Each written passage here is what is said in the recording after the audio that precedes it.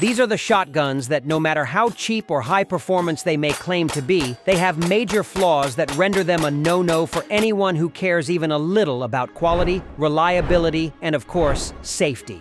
Grab your coffee, get comfy, and let's spend some time to explore 20 shotguns only idiots would buy. Don't forget to subscribe to the Gun Warehouse channel now for more in-depth lists like this one. Let's get started. At number 20 is the Loron L380. So you're considering a shotgun for the purpose of personal protection, or maybe even just for some fun shooting. Hold up. This .380 caliber shotgun is as useful as a rubber mallet in a fight. The Loron L380 is a small gun, and it ought to be a good pick for concealed carry. But it's a lot of hassle for very little payoff. Let's discuss the build quality, or rather the lack of it. The Loron L380 has got this flimsy frame that looks low quality, and you can feel the cheap materials when you touch it. The plastic parts are light but feel flimsy, and after a few dozen rounds can feel like coming apart. You don't want a shotgun that feels like it is about to fall apart on you when you are using it, especially during a tense situation. Then comes the recoil. Now we're talking some real kick. Again, literally. The Loron L380 could be better at handling recoil. Rather than a refined and consistent firing experience, it kicks more than a 45 ACP, only the stopping power to back it up. So, when you try to follow up with another shot, you're too busy gripping your aching hand to focus on the target. There's no fun in shooting something that bruises you every time you pull the trigger. Compared to better options like the Ruger Max 9, which gives you a similar compact size but is built from stronger materials and manages recoil better, the Loron L380 falls far short. The Max 9 offers optics readiness, higher capacity, and is constructed with durable polymer, ensuring a comfortable and consistent shooting experience. Exactly what you want from a concealed carry gun. So the Loron L380 is a perfect example of a gun that looks good, but does not cut it when the you get to the business end of a confrontation. Don't even bother if you want something dependable and permanent, because you'll be better off searching elsewhere, trust me. At number 19, we have the RG14 Revolver. This .22 caliber revolver is one of those guns that can't seem to do much right. From the poor build quality to the absence of reflexive safety features, the RG14 is a sad reminder of why you shouldn't ever cut corners on a firearm, especially one designed to be defensive. First, the RG14's trigger is a nightmare. It's heavy and requires an unusual amount of force to squeeze. So, early warning bells are ringing for a self-defense weapon here. For a situation that's already high pressure, the last thing you need is a hard-to-pull trigger. The idea behind a self-defense gun is that it should be easy to use, but the RG14 makes firing the gun feel like you're grappling with the gun just to get it to fire. Then there is the build quality. RG14 is constructed from inexpensive, flimsy materials that make it feel more like a toy than a legitimate firearm. The cylinder is loose, the hammer soft, and the whole revolver gives an alarming sense of fragility. It's more likely to stutter or misfire than anything else. If you've ever held a dusty Smith & Wesson Model 36, fabled for its rock-solid construction and smooth trigger pull, you'll immediately feel the difference. The Model 36 is built with high-grade steel, an ergonomic grip, and a super smooth revolver mechanism that provides swift and reliable shots. Simply put, the RG14 shouldn't even be on your radar at the price and quality. It's a low-quality, unreliable shit show that you should stay away from. Browning shotguns are usually among the best of the best, but a few superposed models, specifically the Saltwood ones, are an unmitigated disaster for anyone who actually wants a lasting shotgun. So what's Saltwood, and why do you care?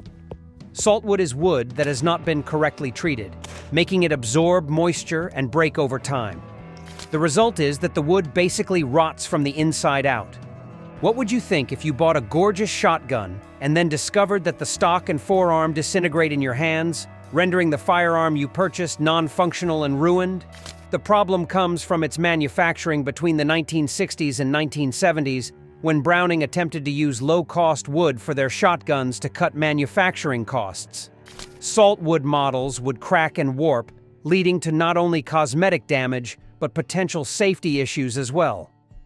Newer models of Browning, like the Browning Satori series, fix this issue by opting for a higher grade of wood and better manufacturing and treatment standards.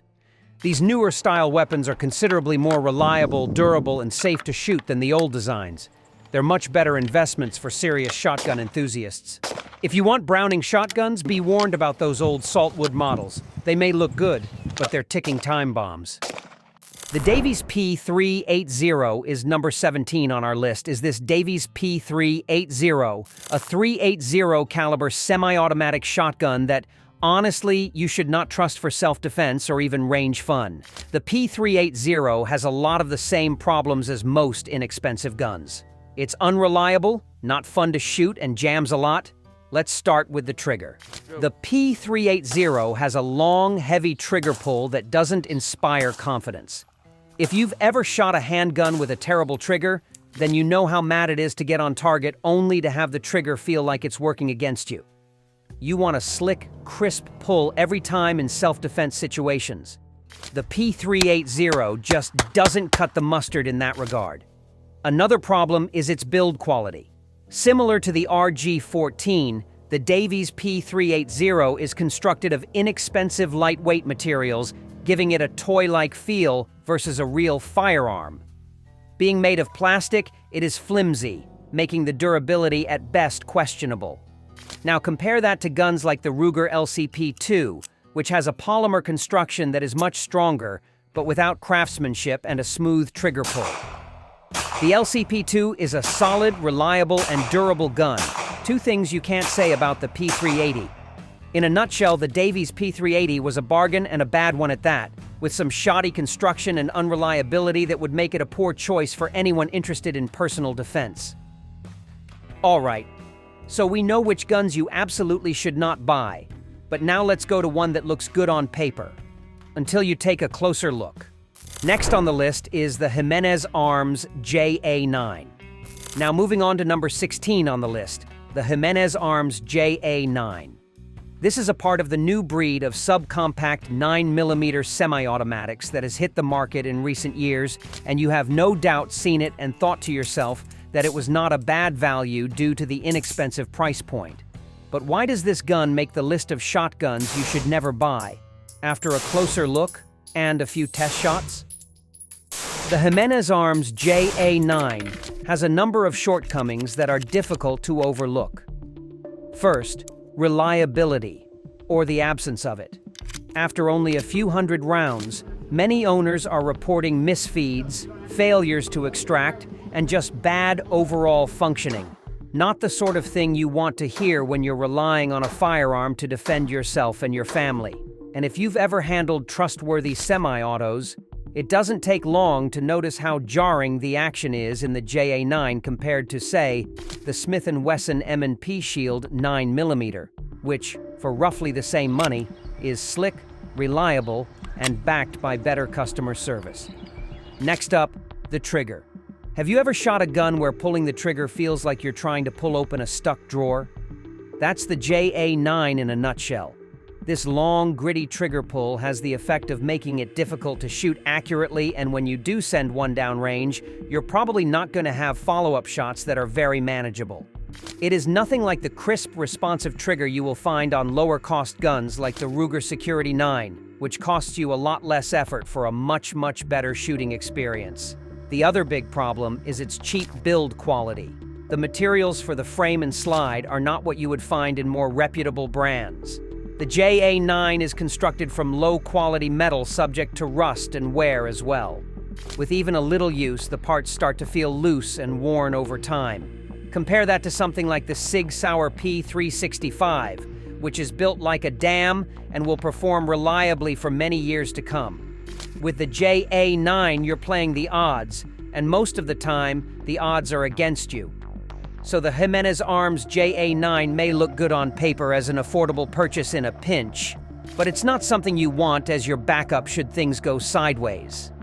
The gun is a terrible purchase for anyone who cares about their own safety, with poor build quality, unreliable performance, and a gritty trigger pull.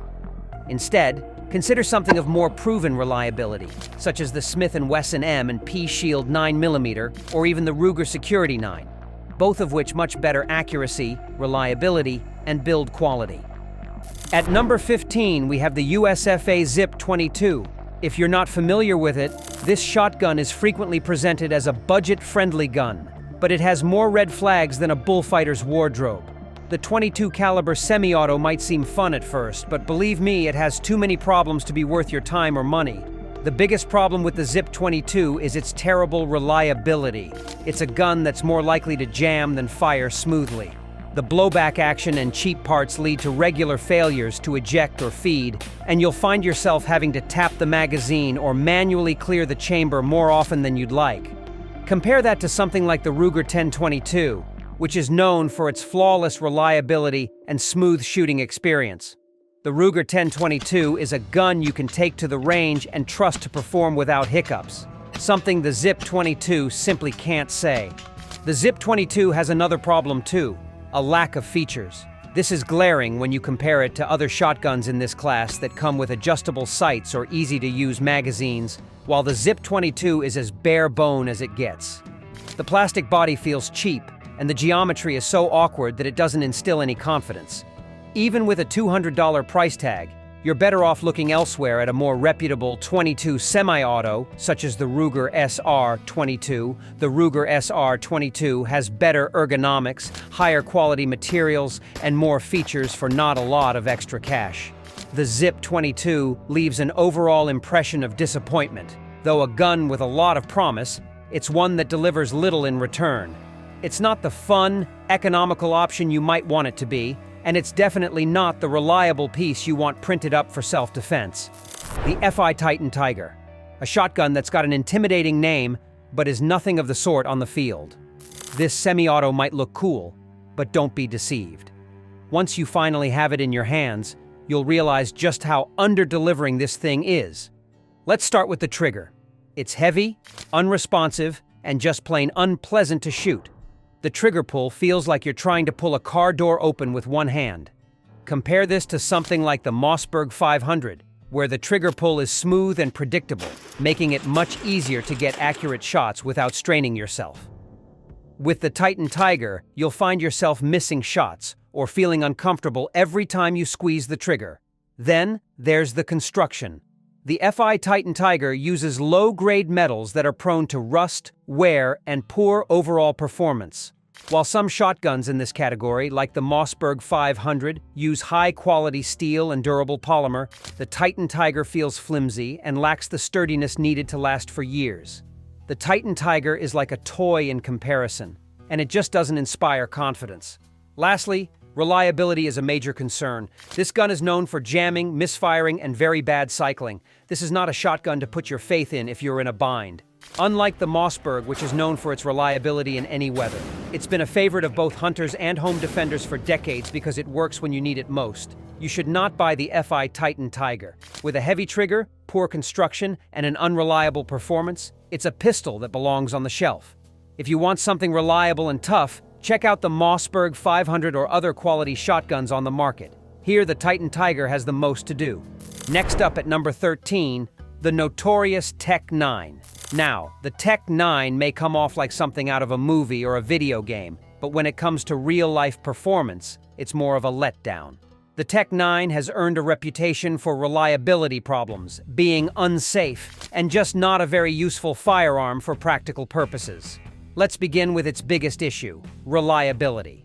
The Tech 9 is semi-automatic, but notoriously is prone to feeding issues and other malfunctions. It's a blowback-operated system, which should be fine on Popray for a gun like this, but in real life, it's the kind of thing that leads to misfeeds and failure to cycle properly. It's like whether you toss in light target ammo or self-defense loads, the gun just lacks on delivering that seamless experience. Imagine getting caught in a self-defense situation and having your Tech 9 jam on you when you need it the most.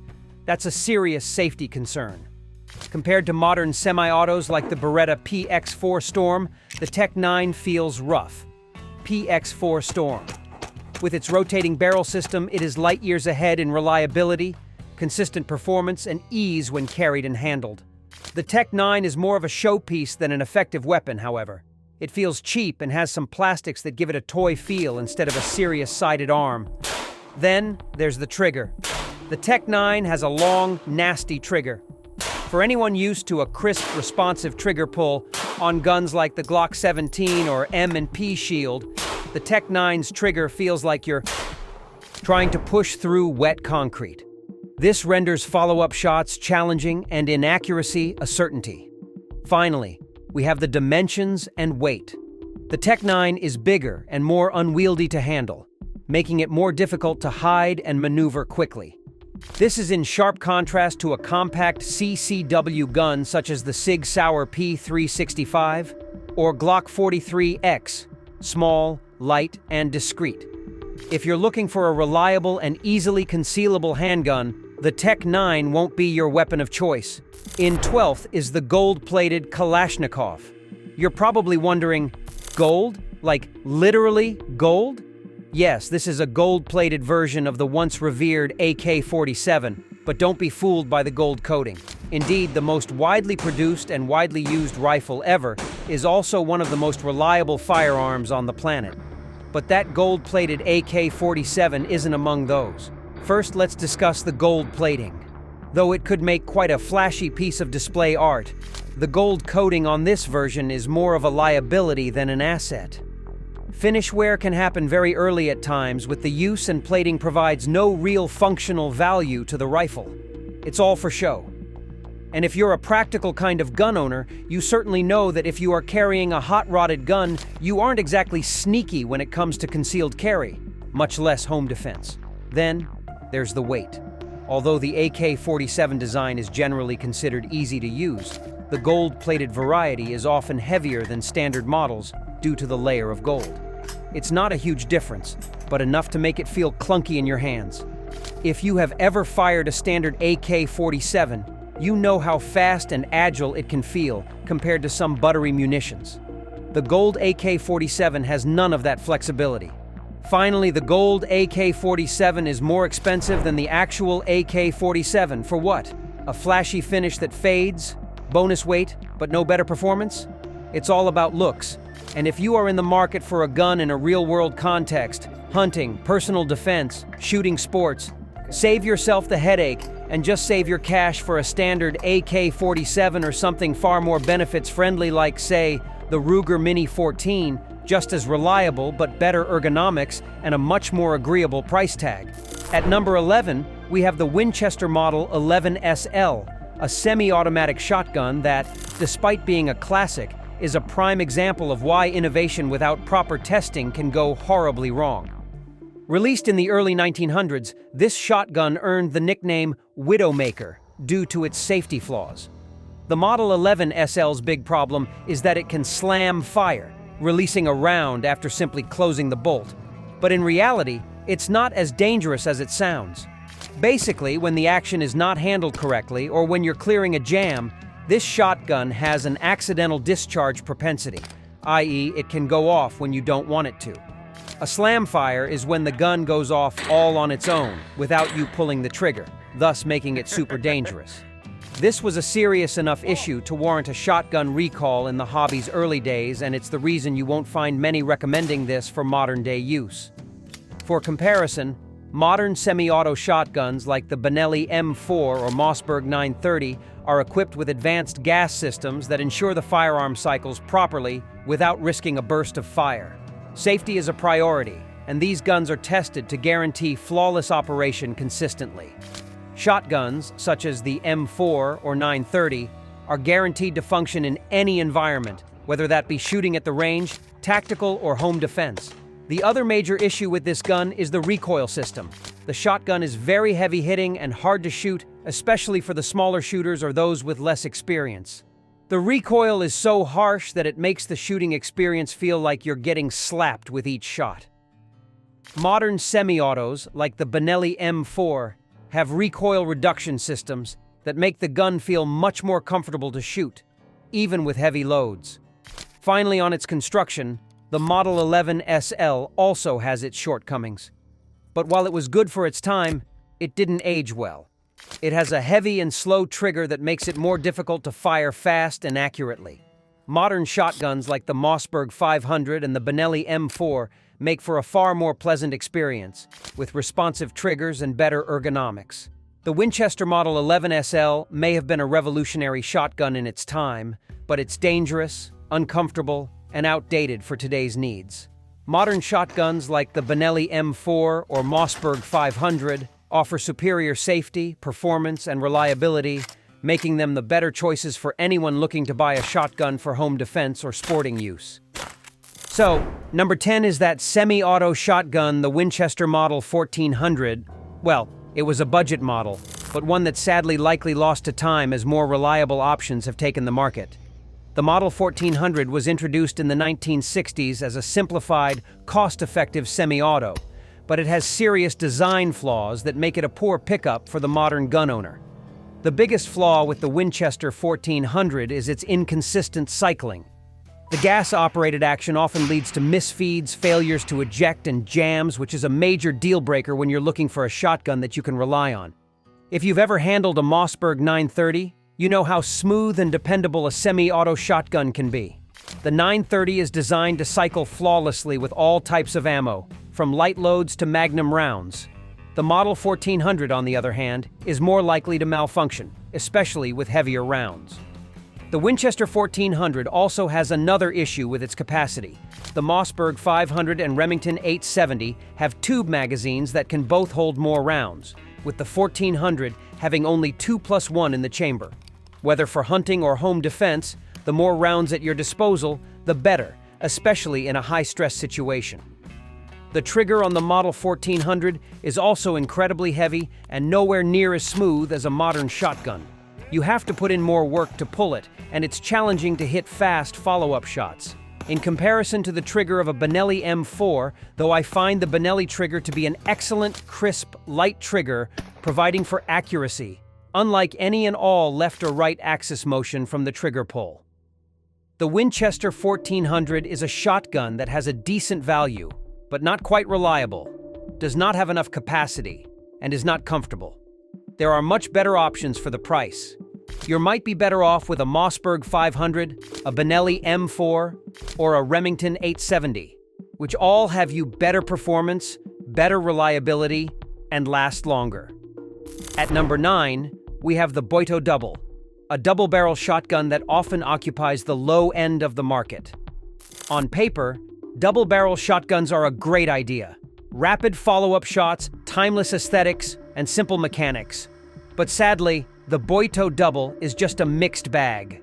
The build quality is poor to begin with. The metalwork seems shoddy, and the wood stock appears low cost. In reality, countless users describe the Boito Double's joints as floppy, and some barrels even drift out of alignment with use. Because of this lack of quality control, the Boito Double is a poor option for anyone needing a dependable weapon for hunting or defense. Well, I'll concede that the double-barrel design is iconic, but it is also outdated for modern self-defense needs. You've got only 2 shots before you need to reload. By comparison, more current, relatively simpler, more modern pump-action shotguns like the Mossberg 500 or the Remington 870 allow the shooter to fire consecutive rounds rapidly without the need to reload after every other shot.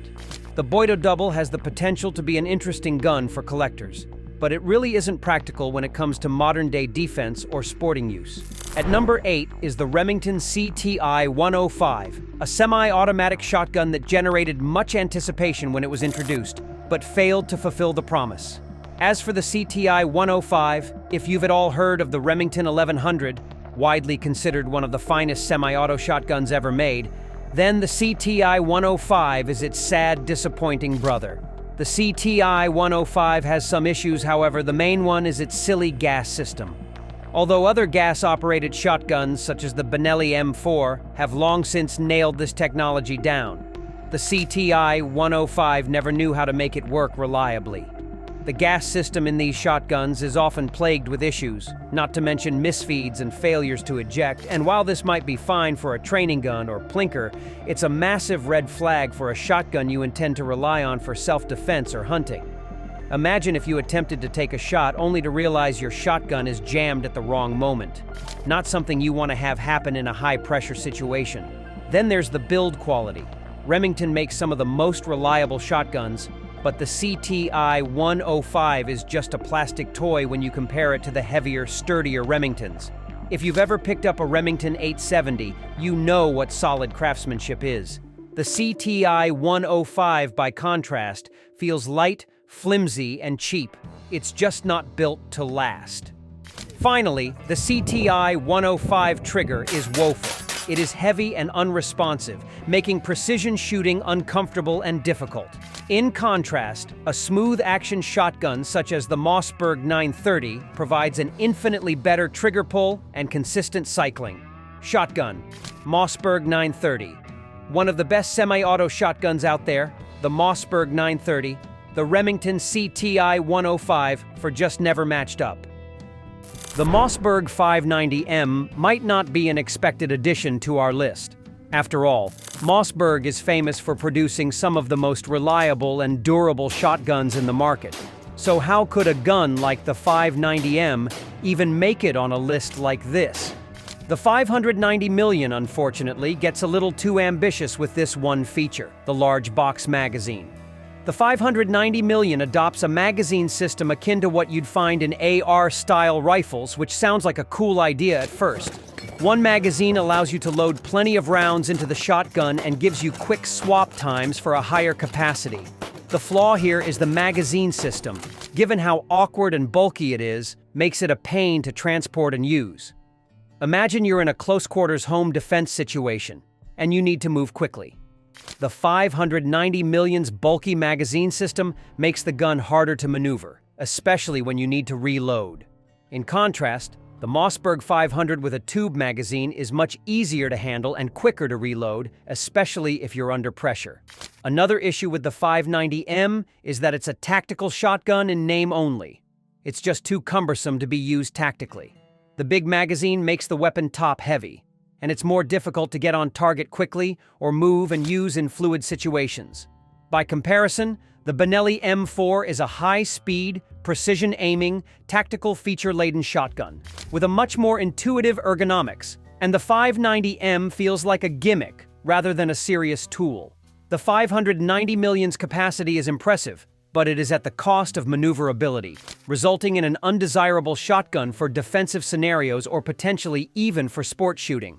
Here at number 6 is the Fabarm STF/2, a pump-action shotgun that probably looks like some serious tactical tool, but sadly, functionality and comfort do not follow. Let's break it down. The Fabarm STF/2 features a modular design which may sound good in theory. You can swap out parts and make the shotgun customizable. But this modular approach creates far more problems than benefits. The parts don't always mesh together as seamlessly as they should, with users claiming the firearm regularly jams or misfires due to how the stock, barrel, and other components are aligned. Though this shotgun does appear to be a decent tactical option, the unreliability of this shotgun simply is not going to cut it in the fight. This magazine is large and bulky, and it can hold several rounds, but in a rapid reload, it's not a very handy thing to handle. By comparison, something like a Mossberg 500 or Benelli M4 shotgun is well known for the qualities of fast cycling, smooth handling, and reliable function in tactical conditions. The Fabarm STF2 sounds good on paper, but disappoints in the field. Or, if you want a shotgun that's more useful in terms of tactical and real-world situations, you'll be far better off selecting a Benelli M4 or Mossberg 500, both of which perform infinitely better.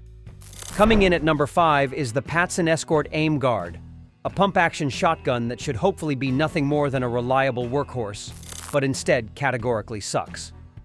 Just a few months after it was first announced, the Aim Guard, a so-called tactical shotgun, announced they would not be making it anymore. First is the build quality is awful.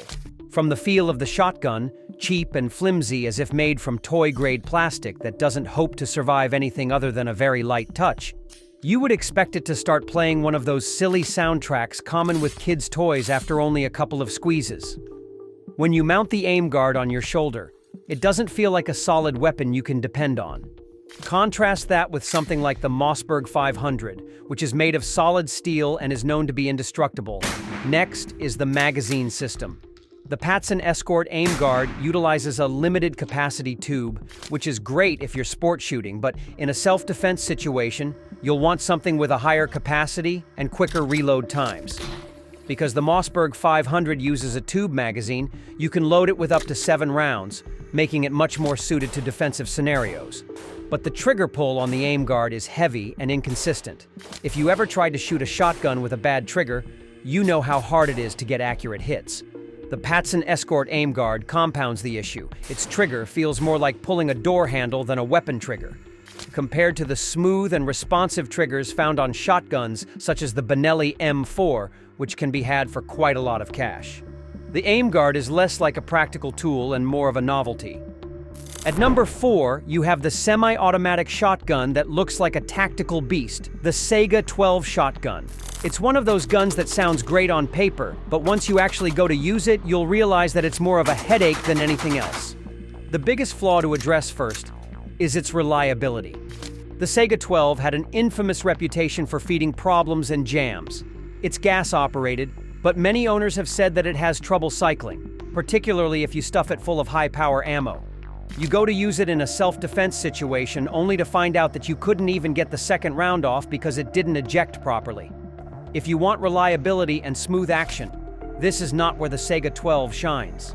The Saiga 12 is left in the dust of a semi-auto shotgun like the Benelli M4 with its ever-consistent cycling, smooth motion, and excellent gas system is so much better than the Saiga 12, it feels like the Saiga 12 is still in the early 90s. This is the Benelli M4, arguably the gold standard of tactical shotguns and in service with military units and law enforcement around the planet. Functionally, however, the Saiga 12 cannot measure up. Another drawback to the Saiga 12 is definitely the lack of aftermarket support. Unlike much more mainstream shotguns such as the Mossberg 590 or the Benelli M4 that have all manner of accessories and upgrades, Saiga 12 pretty much leaves you with a stock configuration. The options are pretty limited if you want to add stuff like better sights or ergonomic grips. Overall, the Saiga 12 is a shotgun that shines on paper but fails to deliver where it counts. If you are looking for something tactical, reliable, and easy to use, things like the Benelli M4 or Mossberg 590 will serve you much better. At number 3, we have the JTS M12AK, a shotgun that was meant to give the AK-47 rifle its own shotgun counterpart, but it ends up being more of a caricature than a practical tool. While it's designed to look like an AK-style shotgun, it doesn't quite deliver on performance. To start with, the build quality leaves something to be desired. The M12AK has frequently been characterized as having a cheap feel to it, and when handling it, the components can feel rather loose and rattly. It makes the construction feel less durable than you would expect of a tactical shotgun. Then there's the performance. This shotgun tries to cycle but rarely does, especially if you're anywhere beyond light loads. Owners may find that the shotgun struggles to cycle heavier, 2.75-inch shells or magnum loads, which can lead to jamming and malfunctioning. Conversely, many shotguns like the Mossberg 930 or unlawful M4 are said to handle pretty much every sort of ammo around effortlessly. These shotguns adjusted to work in an ideal world in high-pressure situations. The M12AK just doesn't cut the mustard. And if you enjoy customizing your firearms, you might be disappointed to see that the M12AK lacks the vast aftermarket options that other popular shotguns can rely upon. And the M12AK seems very basic compared to the Benelli M4 or similar shotguns, and has a complicated systems preventing major upgrades. At number 2 on the list, we have the UTAS XD12. A semi-automatic shotgun that has garnered attention for its novel bullpup design. But if you're thinking that this shotgun might be the future of home defense, think again. It sounds neat and super futuristic, but has some very real shortcomings that make it more of a gimmick than a useful option for defensive or sporting use. It is the unreliability that remains the main drawback of the XD12. This gun, despite its cool looks, doesn't function particularly well from the get-go, plagued by occasional malfunctions and failures to feed. Even the ejection system has issues, with users saying it leads to misfeeds and jams if fired too rapidly. In a high-stakes situation, you pull the trigger, and your shotgun is likely to jam on you. That's not what you want in your home defense go-to weapon. Compare that to something like the Benelli M4, where it's built to work every single time with any sort of condition. The XD12 also suffers from another shortcoming: ergonomics. With its bullpup design, the gun ought to be more compact, but ends up being awkward to both handle and shoot. Speaking of controls, they don't feel intuitive as the trigger placement feels off. If you've ever used a Mossberg 500 or Remington 870, you have a rough idea of how smooth and intuitive the controls are. There's no thinking about where the pump is or where the safety is. All is as it needs to be. With the XD12, you're going to be fumbling around, at least in a high-pressure situation. And the weight? Don't get me started. Even though the bullpup configuration was supposed to minimize the size of the weapon, the XD12 still feels a bit heavier than it needs to. It makes it harder to handle, causing particular difficulty for smaller frame drivers, thanks to the awkward weight distribution. Compared to something like the Mossberg 930, which is ergonomically crafted, lightweight, and maneuverable, the XD12 seems clunky and misaligned.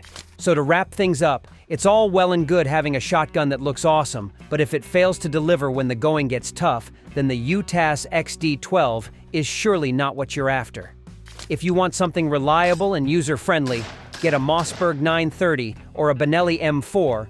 They have a proven track record and will serve you much better. And finally, at number 1 is the Smith & Wesson Model 916. Smith & Wesson makes some high-end guns, but this is not one of them. The 916 was a budget pump-action shotgun released in the 1970s that has developed a bad legacy over the years. It's afflicted by build quality problems, reliability issues, and safety concerns that render it an awful option for anyone who cares about firearms. The first major problem with the Model 916 is its safety feature. The gun was recalled for catastrophic barrel ruptures, the result of subpar manufacturing and weak components. This created possible safety issues for anyone using the shotgun, and that is not something you want to play with. Carrying a modern shotgun, like the Remington 870 or Mossberg 500, is relatively safe because they have better safety mechanisms and stronger construction, so you can reasonably trust that they will operate safely and reliably. A further problem is that the trigger of the Model 916 is gritty and unresponsive, which hampers accurate shooting. That is not just an inconvenience, it is a real problem when it comes time for your gun to work properly. This is far too smooth with a quick tricking response of a Mossberg 500, making follow-up shots easier and more accurate. Finally, the build quality on the Model 916 is simply bad. The materials that the shotgun is made from are of low quality and they wear out in no time, even if you are a frequent user. With modern shotguns such as the Remington 870 or Mossberg 500, you generally get a feel that is rock solid and designed to last year after year. And there you have it, 20 shotguns that only an idiot would buy. These guns might have seemed like a solid choice at the time you made your purchase, but after a while you'd learn the hard way that there's no reason to spend your money on a gun that's not reliable, safe, or just a plain waste of time.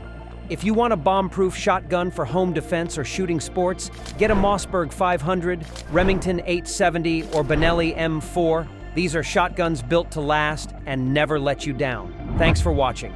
If you learned something today, click the bubble on your screen to watch our next video recommended for you. See you in the next video.